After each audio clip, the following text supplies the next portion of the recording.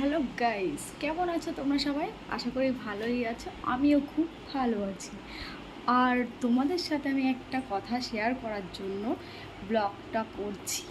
কারণ এই ব্লগে তোমাদেরকে এমন একটা জিনিস দেখাবো, আমি জানি না এরকম কার কার বাড়িতে হয় আর কার কার হাজবেন্ড এরকমটা করে। তো আমার হাজবেন্ড তো করে, চলো কি করে দেখিয়ে দিই। চলো। দেখো দেখো, এত রকমের খাবার দেখলে কি আর ডায়েট করা হয়? যত ভাবি ডায়েট করব, ডায়েটে চলবো, কিন্তু তবুও আমার হয়ে ওঠে না। কারণ এই কারণগুলোর জন্য হয়ে ওঠে না। যখনই বাড়িতে আসবে তখনই এত এত খাবার নিয়ে আসবে, আর এই খাবারগুলো দেখে সত্যিই লোভ সামলাতে পারি না। তো খেয়ে লাস্টে তো খেয়েই নিতে হয়। তো লোভ না সামলাতে পারলে কি আর ডায়েট হয়? তো যাই হোক, চলো ওই খাবারটাকে আমি সরিয়ে দিলাম, কারণ ওটা ফল ছিল।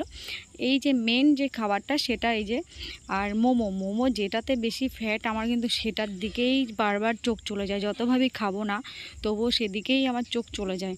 তো না খেয়ে আর পারলাম না, তার আগে একটু বাবাইকে দিয়ে দিলাম মুখে। ও খেয়ে যা করলো,